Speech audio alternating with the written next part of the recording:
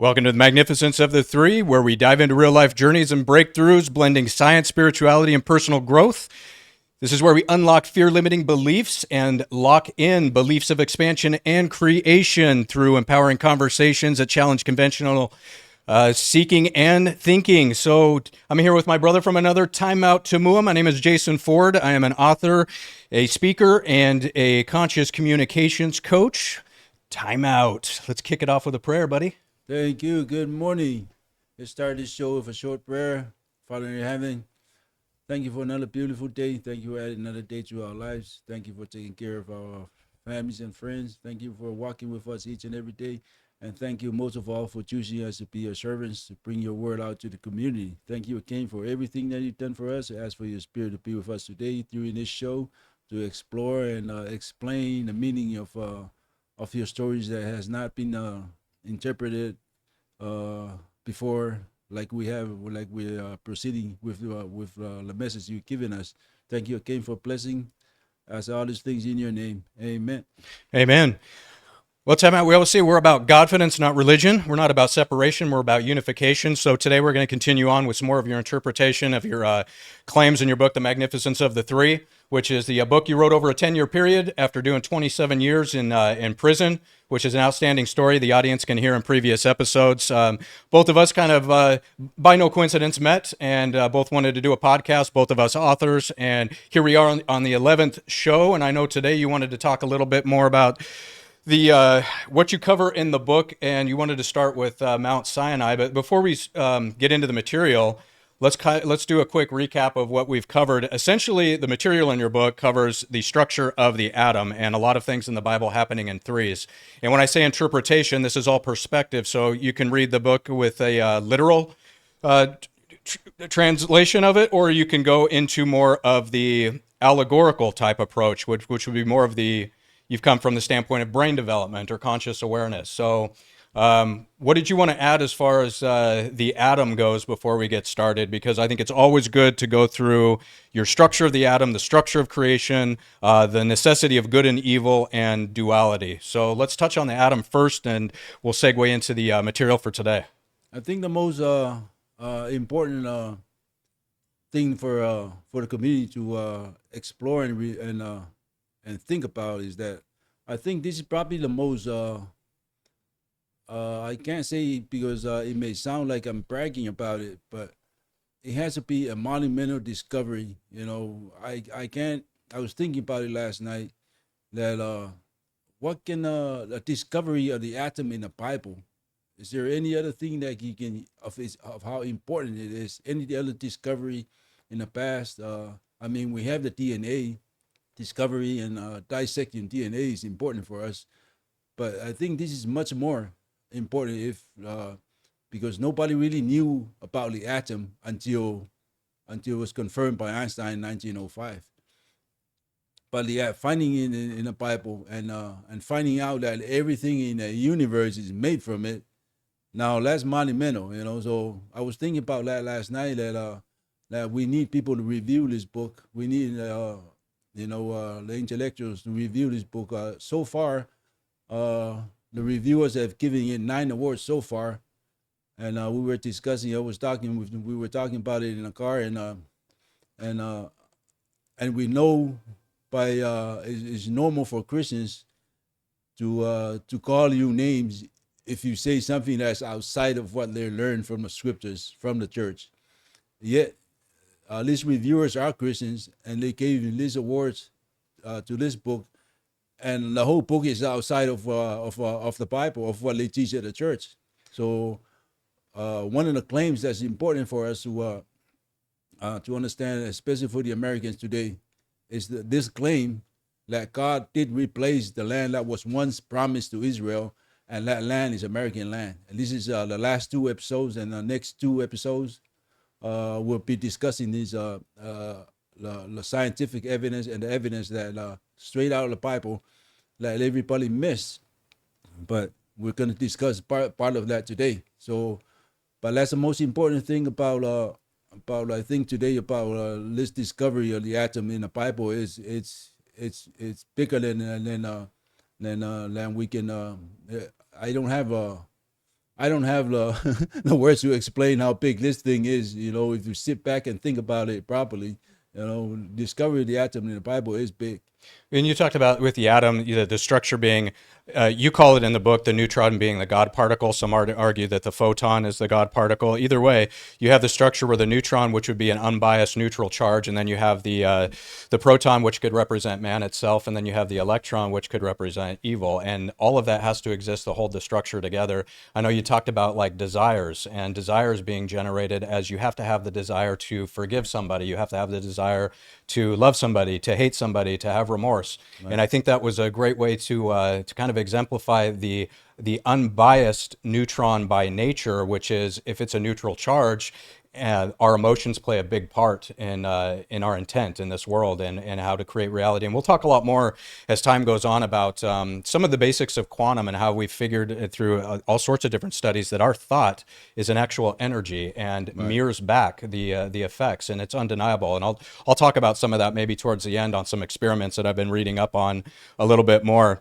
But the structure of the atom is really kind of the foundation that you started with the book, and then you go into the development of the brain, the reptilian brain, and then social brain hypothesis, stuff that's crazy that you even came up with because you didn't really have a scientific background, you didn't have a biblical background, really spiritual background, but you had mentioned and talk about, you know, going into this infinite intelligence and having the ability to tap into it, maybe like Einstein did with the atom, maybe like Nikola Tesla did with some of the inventions and things that he came up with, is this ability to go in. And when you were seeking it and you asked for it, you said you basically got the information.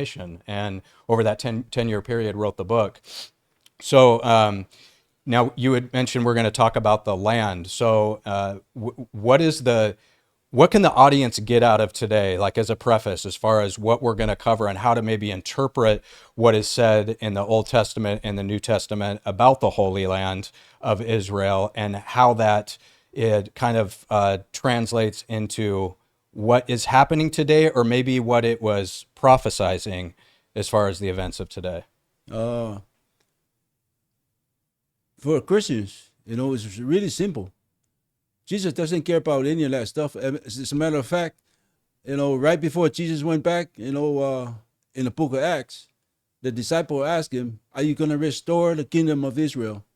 Jesus said, "You know what Jesus said? You mind your own business. That's not your business. That's God's business. It's in His own time." And then I discussed that further in the book, that this is one of the markers that was placed there in the Bible as in the preparation for the reappointment, the reassignment of a new promised land for the Gentiles. So this is really, really important for the Christians today, because your support for the killing of these, remember, Abraham had two sons. Ishmael, which they call, whose descendants are the Arabs, and Isaac, whose descendants are Israelites. These are two sons of Abraham, and in the records, as we discussed last week, when God promised Abraham the land, God was specific. To your descendants, I will give this land. And Abraham ended up having, God promised this before Abraham had sons and after Abraham had sons. To your descendants, I give this land. So, and then Abraham ended up having two sons. And for some reason, the Christians overlook this stuff. And we've been, one of my beef with the church today is that the interpretation of the Bible was done, we're following the same interpretation from like almost 2,000 years ago. And we know the church history with the church has always been violent. And today we continue that practice today. So now we're teaching new kids, young kids, planting information that it's okay to kill these people in Jesus' name. That's not what Jesus is about. That's not what Jesus taught in the Bible. And we keep feeding these people, our kids, the young generation, this information, and this information is wrong. You know, so we're going to discuss a little bit more why it's a lot more dangerous for us today in the next two shows regarding the land. And that's the challenge I think that people have with religion in general. And this isn't a bash on religion. I'm an unbiased party here, but I think it's fairly evident that religion has caused a massive amount of separation in this world. And when you're talking about, Jesus preaching "love thy neighbor," and then you see what's going on in the Yeah. Middle East. And then I was asking you last night, I'm like, hey, what sort of material can I look up here that there's any sort of evidence that this support for Israel and going in, and this isn't political. This is just facts of what's going on. You said, well, go look and see how much money that the U.S. has been giving Israel. I looked since 1946, it's like 300 some billion dollars, inflation adjusted, that has gone to Israel, which is almost at least twice what the next country has gotten from the U.S., which was, I believe, Egypt. So there's obviously support going into the quote unquote Holy Land, yet it's just a continuation of killing and a vengeance of going back and forth of Back a and forth. nonstop cycle of violence. Yeah. That's what's important for them is that you ask the atheists out here and people that don't believe in the Bible, that don't believe God, that don't follow God, and they'll tell you that stuff is evil. Yet the Christians will say, "Oh, we're doing God's work." Jesus didn't say none of that. Jesus says specific about the land. That's none of your business. This is God's work. Let Him do His thing.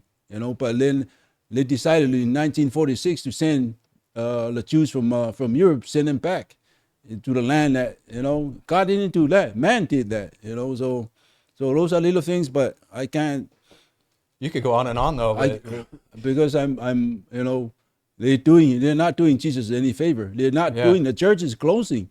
This is one of the things I did last year was go to churches, find out how bad it is, and my God, it's like 2 out of 5 churches has kids. The other 3, all adults, all people 50 and older, dying. So all the churches are dying because that I believe because of this. This kind of stuff because kids see evil and they automatically know what evil is. You don't have to teach them. Killing people, dropping bombs on children. Oh man, that's awful. Well, That thing it's is just a bad. hypocrisy. It's kind of like the younger generation. You're seeing a lot of the millennials and that are not getting married because when you see a divorce rate that's at like 55% or something ridiculous, it's like, well, why would I get married if it's going to end in divorce? It's the same thing with the church. You see this hypocrisy over generation, Yeah. and it's like, wait a minute, what's going on here? So I know that you wanted to talk about rehash what happened on Mount Sinai, and I wanted to mention this because it kind of tied into your book. Actually this morning I went in and I listened to the Sermon on the Mount again. I haven't heard it for a long time, and it went back to and hinted to your claims of brain development in the Bible, because you talk a lot about there's the number 3 a lot in the Bible. You also get left and right, east and west, which is if you're doing kind of more looking this is in parable form. You may look at maybe left and right and east and west is left brain, right brain. Left brain being the more analytical, right brain being more the creative, loving side of things. And even on the Sermon on the Mount, Jesus says when you're supplying for the needy, do not let the left hand see what the right hand is doing. Almost like, hey, if you're going to do it out of love, don't expect anything back. Don't get analytical about it and go, hey, I expect that back from you. I'm doing you a favor. So you see that balance over and over. And you talk about opposites attract in the Bible with the proton and the electron. So it's interesting how when you look at this, like anything else in life, from a different perspective, we talked about on an earlier episode, when you look at when you change the way you look at things, the things you look at change. And when you look at the Bible from a different perspective and don't take it literal, all of a sudden it's like, oh, I think I see what's going on here. We're talking about evolution of consciousness, evolution of human behavior. Yeah, that's one of the questions the atheists ask. They always make fun of God with the Christians. Explain to me why God of the Old Testament is different from the God of the New Testament. So I've explained that in the book. This is a depiction of the evolution of the brain. Our behavior here in the past was represented by how God behaved. This is who we were. Jesus and the Son in the New Testament, this is how our brain's supposed to be. In the Old Testament, you're supposed to, a tooth for a tooth, the law, call it the law of Moses, tooth for a tooth, eye for an eye, vengeance. This was established in the Old Testament. That's how we were supposed to be, because this is the early stages of brain development. And then as we mature, we end up with Jesus. This is where we're supposed to be. This is our brain was supposed to evolve to how our brain was designed to evolve to is how Jesus reacted. You know, so you forgive even your enemies, and in the end, you give up your life for everyone, including your enemies. You know, this is evolution how the brain was designed to evolve to where we're supposed to be to behave just like Jesus. So today the Christians always use when it comes to killing, Jesus will they always point to the Mosaic laws, you know, and then the same people will tell you, oh no, the old laws only apply to the Old Testament only apply to Israel with the New Testament. But these same people, when it comes to killing killing people in the name of God, they will use the laws of Moses. Oh yeah, you know, it's allowed in the Old Testament. Well, and you and I have talked about this a lot too, where we both agree that, I wasn't a religious person growing up. I wasn't spiritual at all until I had an experience. We both had a similar experience. And what I found was no matter how much I prayed and meditated on this, is that I found that the silence was the best way to reach any sort of God, at least that I could find. But if you talk about God within the church, even though it's all over in the New Testament, about the God being within you, the kingdom within, you tend to get shunned like, oh, that's a bunch of New Age BS. And it's like, well, wait a minute here. How come we're skipping over these scriptures, yet you, out of convenience, focused on only the ones that I tend to hear over and over in the church, which I think that's a generational thing. So what are your stands on God within us versus kind of what you hear within the church? Well, the church always, you know, they empower themselves by separating us from God. You know, the Bible says that we were created in the image of God, and that image was the image of good and evil. And that's what I explained, that this was the image, this was the marker to tell us that we were created from the atom. You know, that's why we don't look alike, because we were created from the image of God, but that image is the atom. And that atom has both positive and negative particles, which in translation, spiritually, biblically, it's good and evil. So, but what now that I have the evidence to show that God is a neutron, the particle of the atom. This is God's particle. So now it explains why that image is that why God is in us, because God rides in us. He is in us because we were made from billions, from trillions and trillions of atoms, and that's why he has the they call it omnipresence. What do they call it? The word? Yeah, omnipresent within us.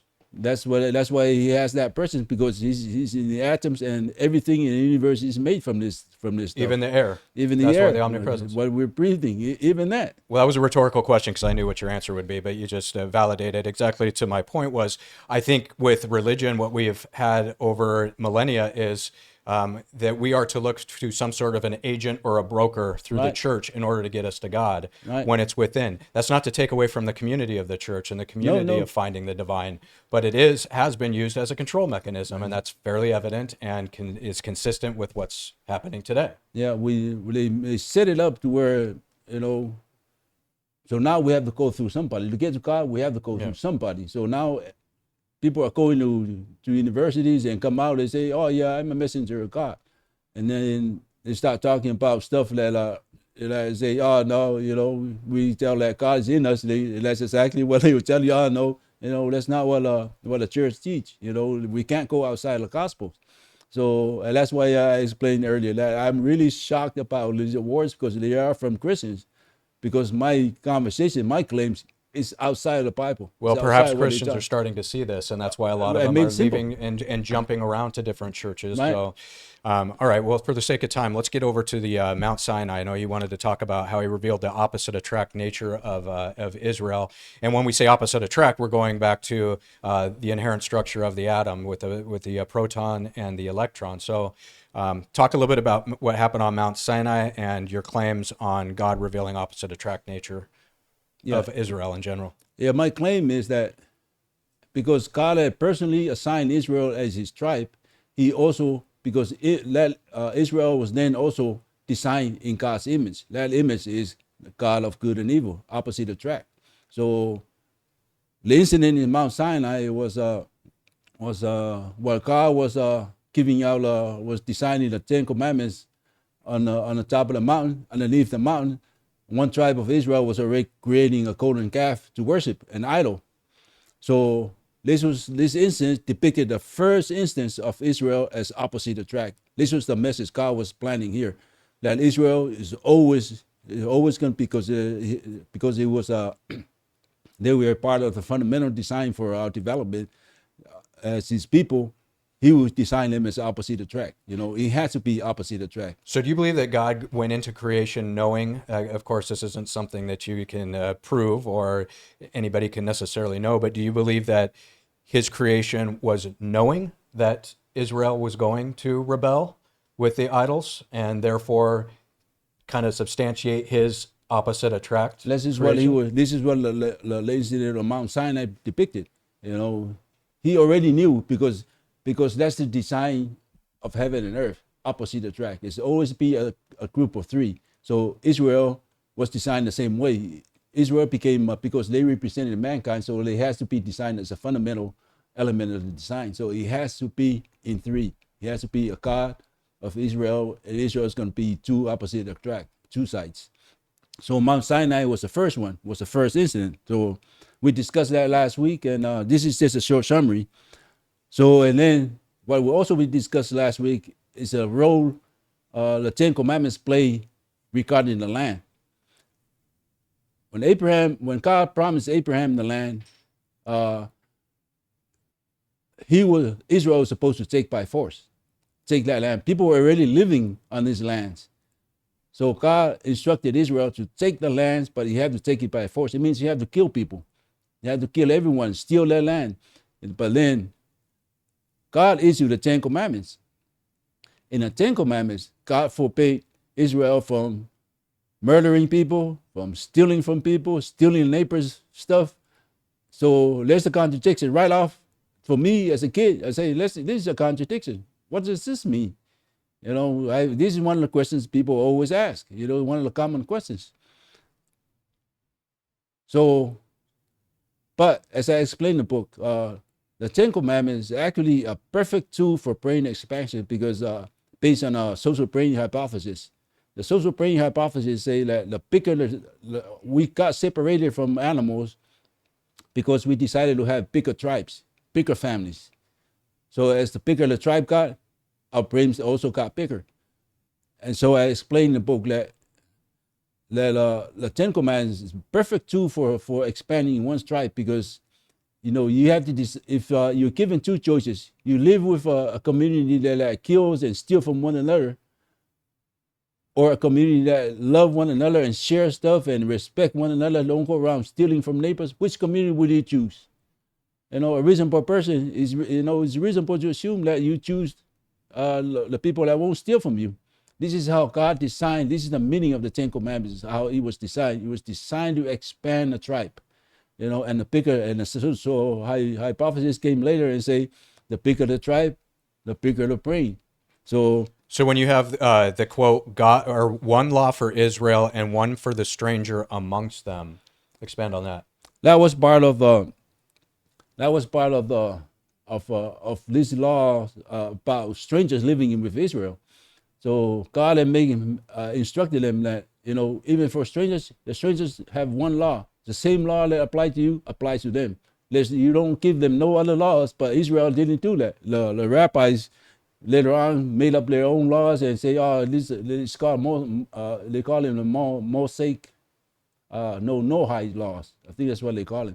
And the rabbis later on make these laws and say, this is for the Gentiles. But that's not what God said. God set up the rules. So today, our show today, we're going to discuss 6 subjects. The record of Israel's idol worshiping record. How the continuation of Israel is opposite attract. The fulfillment of God's promises in Leviticus 26 regarding the land, and how they rebuilt Jerusalem and the temple. How the prophecies were fulfilled, and how when God returned as the Son and rejected and told the disciples that he wasn't going to restore the kingdom of Israel. So I think you touched on it. Let's start with Israel's record of idol worshiping. Okay, so we have those. So it started from Mount Sinai, and throughout the record, throughout it is well known that throughout the record there's this idol worshiping side of Israel that they could not get rid of idols. They were always, and this is consistent with with my claim that there's always a side of Israel that's going to worship idols. So bad that that there is a record of Israel sacrificing babies to this idol, sacrificing their children to this idol, burn them in the fire to sacrifice them to this idol. It's 2 Kings 17:17, 2 Chronicles 33 verse 6. Those are the only two, but there are others. There are other scriptures. So that, not to interrupt you, but that right there is a start of a violation of keeping the land. Exactly. Okay. Exactly. This is a violation of keeping the land. We'll kill them. So now today, this is what my concern, why I wanted this show to get out, because today, this is a relationship. Let me explain a relationship between the Christians and Zionists.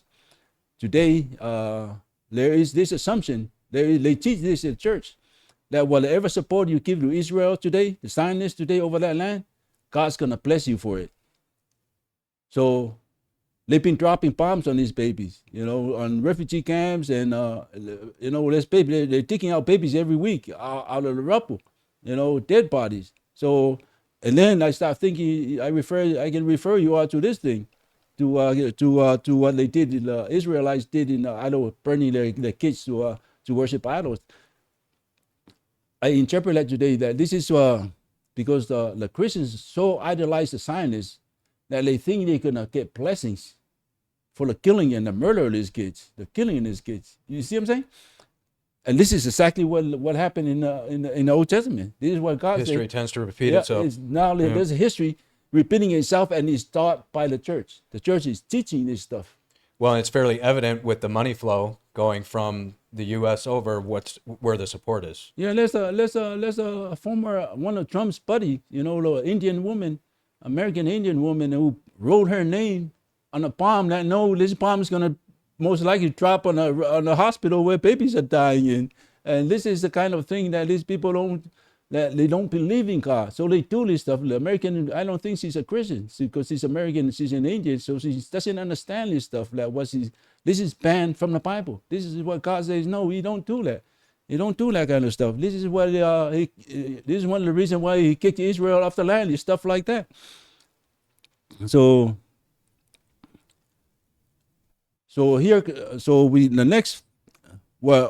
the continuation of samples that God recorded in the Bible about the opposite side of Israel continue.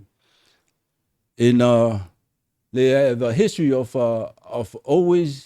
they don't just violate. They weren't just killing their enemies. They also went against killing one another. So Israel ended up divided into two tribes. They were no longer one, but it's recorded in Samuel, in the book 2 Samuel 2:3 and 2 Samuel 3. They end up divided into two tribes, northern and the southern Israel. So they got into civil war. So this continuation of the pattern, God recorded this pattern, continuing of the opposite attract side of Israel. So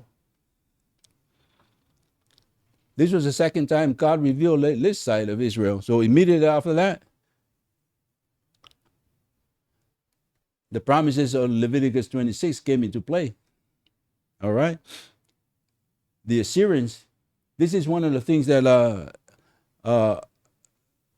these are simple questions you ask, regarding these issues. So right after the Civil War, the Assyrians went in first and took the northern tribe of Israel off the land. Then the Ark of the Covenant was gone. The Ark of the Covenant, God did not tell Israel what he's going to do with the Ark. The prophets don't know what happened to it. He just took the Ark. He didn't tell nobody. So, and then the Babylonians went in and took the southern tribe, the other tribe of Israel, and burned Jerusalem to the ground. Now, this instance here, you ask the question, why, if God loves all Israel so much, why didn't he interfere? Why didn't he interfere? Why didn't he, bring lightning and from the heavens and to defend Israel? And that's because the reason why, because he already said that promise in Leviticus 26. He said, once you worship idols and violate the commandments, you're off the land. The land's going to rest without you. So he kicked them off the land.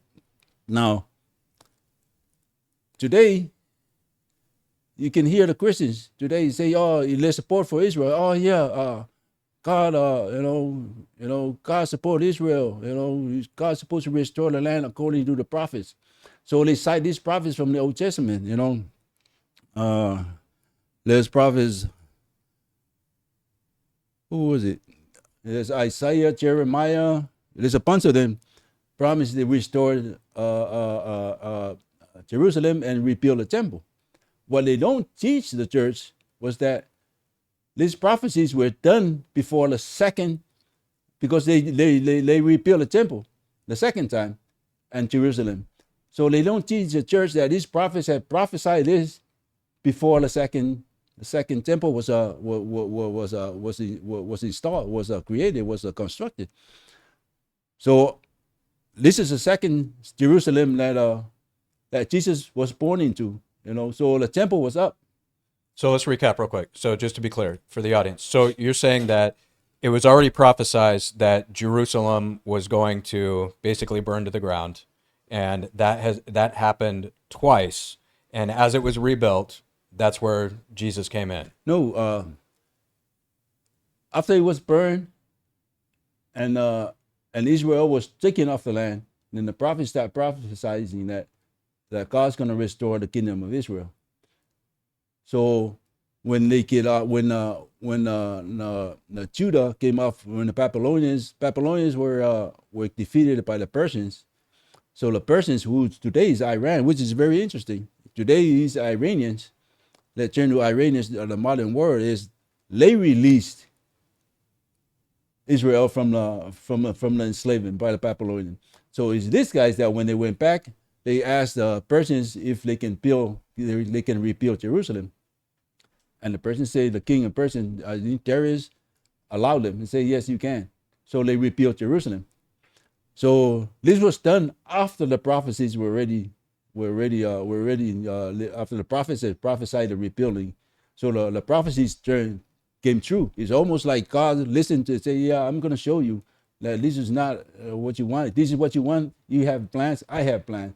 So God gave them their plan. That plan was to rebuild Jerusalem. So this was the second time it was rebuilt. So this is the Jerusalem that Jesus was born in.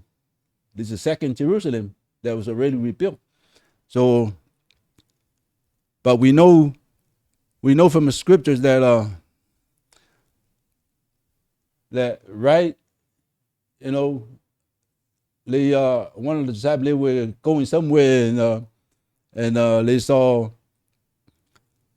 and they came by the temple, and one of the disciples said, hey, check out the temple, it's pretty nice. Jesus said, hey, none of that stuff is going to stand. I think his call was not a rock would be left on top of one another, meaning that the temple was going to be destroyed. So that was the first incident of Jesus.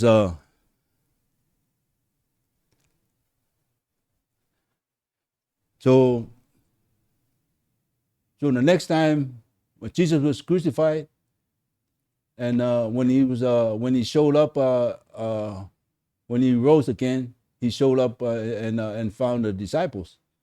So the disciples asked him, can you restore the kingdom of Israel? And that's when, this is in Acts 1, 6 to 7, I believe. So that's when Jesus said, it's not for you a call. It's in God's good time.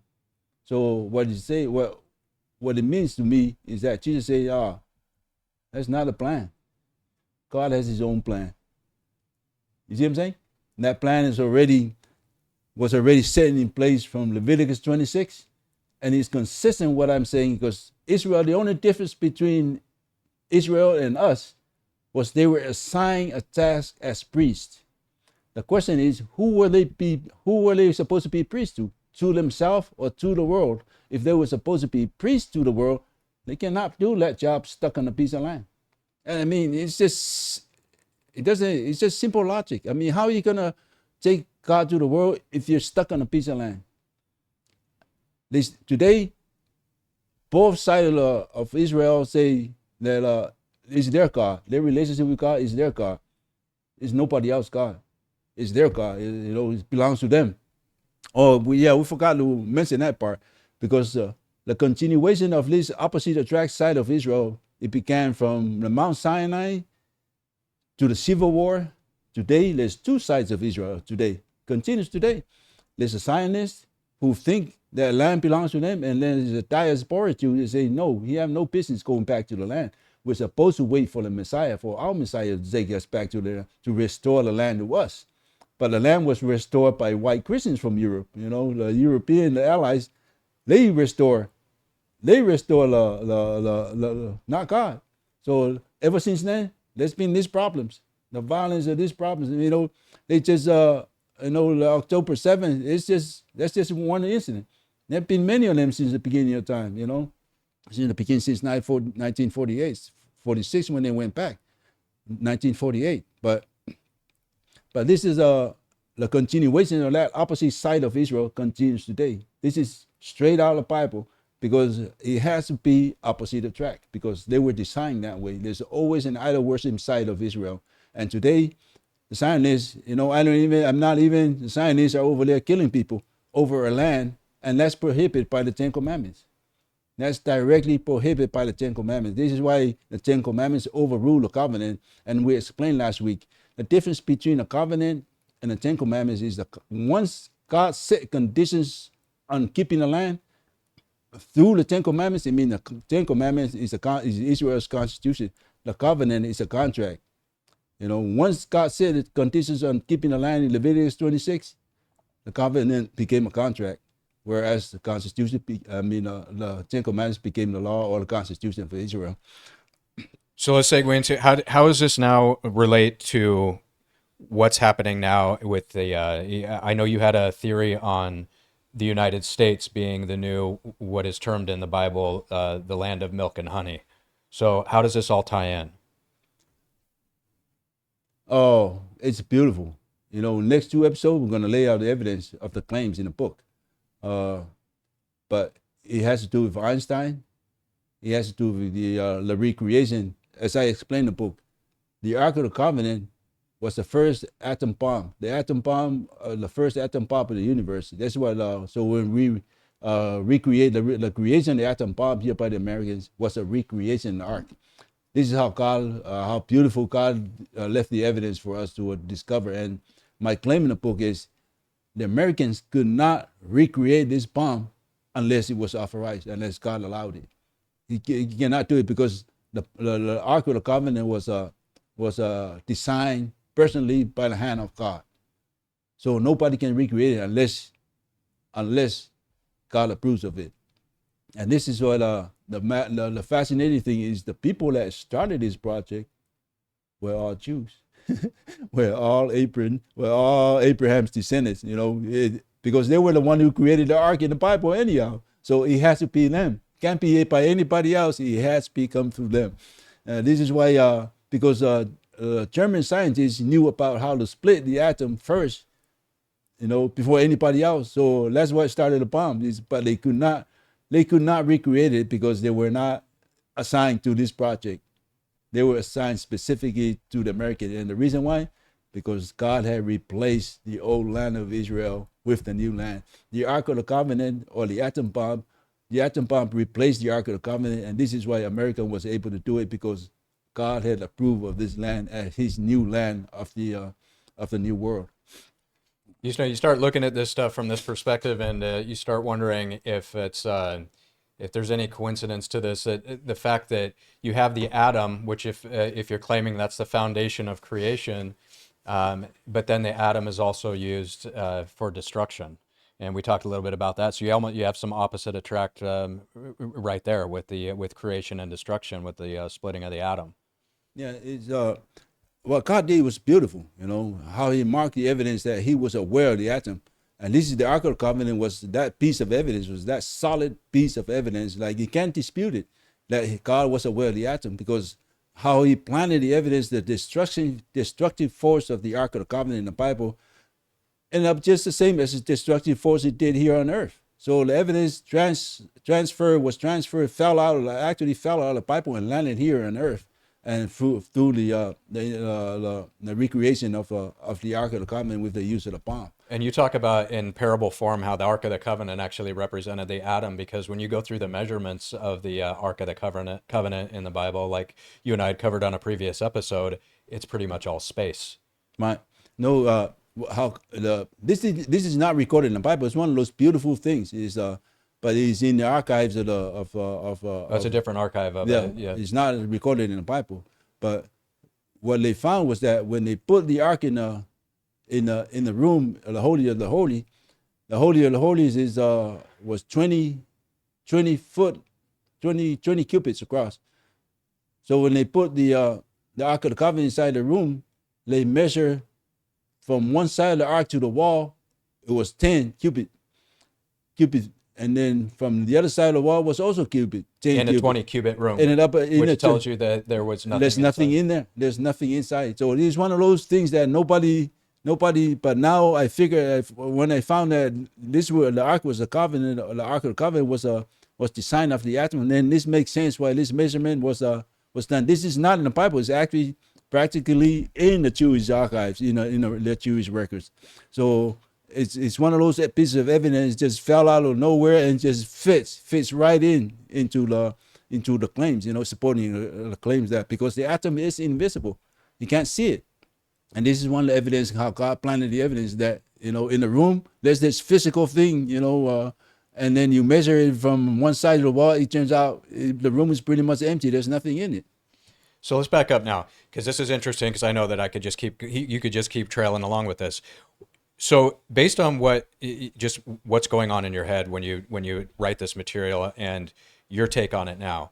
So with everything going on in the Middle East and the world in the condition it's in, based on all that information that kind of flowed through you, where do you see this going with Israel and Palestine and the United States? Which I'm not asking you to prophesize, but based on you've dug deep on this. I'm not qualified to talk about this.